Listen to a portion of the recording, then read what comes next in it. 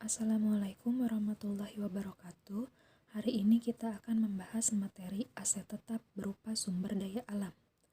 Perusahaan yang ada saat ini ada yang bergerak dalam bidang pertambangan. Perusahaan tersebut tentunya akan menggunakan hasil bumi seperti emas, batu bara, minyak bumi, dan lain sebagainya. Barang-barang tambang tersebut termasuk dalam aset tetap. Hal ini dikarenakan dari hasil tambang itulah perusahaan akan menghasilkan sebuah produk.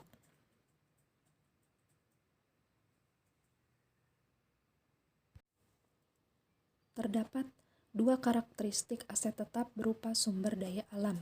Yang pertama, secara fisik berkurang karena kegiatan operasional, dan yang kedua, aset tersebut tidak dapat diganti. Karena karakteristik yang dimilikinya, maka sumber daya alam sering disebut juga sebagai aset menyusut. Harga perolehan aset tetap berupa sumber daya alam adalah harga tunai atau harga pasar aset yang diserahkan atau diperoleh. Terdapat dua pendekatan mengenai penentuan harga perolehan sumber daya alam. Yang pertama adalah pendekatan harga perolehan penuh atau full cost approach. Dalam pendekatan ini, harga perolehan dihitung dengan mengkapitalisasi seluruh biaya eksplorasi, baik yang berhasil maupun yang tidak berhasil. Yang kedua adalah pendekatan usaha berhasil atau successful effort approach.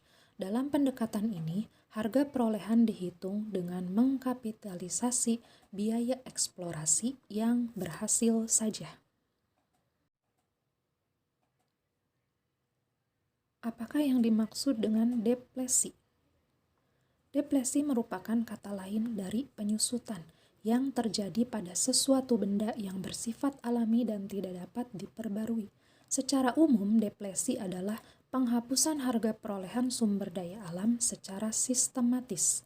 Adapun dalam ilmu akuntansi, depresi diartikan sebagai alokasi biaya yang diperoleh dari sumber-sumber alam selama periode pemanfaatan sumber tersebut. Adapun faktor-faktor yang terlibat dalam perhitungan dasar depresi, yang pertama yaitu biaya akuisisi, yang kedua biaya eksplorasi, yang ketiga biaya pengembangan, dan yang keempat adalah biaya restorasi. Perhitungan dan pencatatan beban depresi. Pertama kali yang harus kita lakukan adalah menghitung tarif depresi persatuan dengan rumus total harga perolehan dikurangi nilai residu dibagi taksiran jumlah satuan hasil. Kemudian setelah tarif depresi persatuan diketahui, maka beban depresinya adalah beban depresi persatuan dikali jumlah satuan yang ditambang dan dijual. Kemudian jurnalnya beban depresi pada akumulasi depresi. Berikut disajikan contoh kasus depresi. PT Super membeli sebidang tanah tambang yang ditaksir mempunyai kandungan minyak sebanyak 5 juta barel dengan harga 44 miliar rupiah. Ladang minyak tersebut memiliki nilai residu 4 miliar rupiah. Selama tahun 2019, perusahaan melakukan penambangan minyak sebanyak 500.000 barel. Berdasarkan data tersebut, hitunglah beban depresi dan buatlah jurnalnya. Silahkan kalian amati kasus tersebut dan diskusikan dengan kelompok kalian.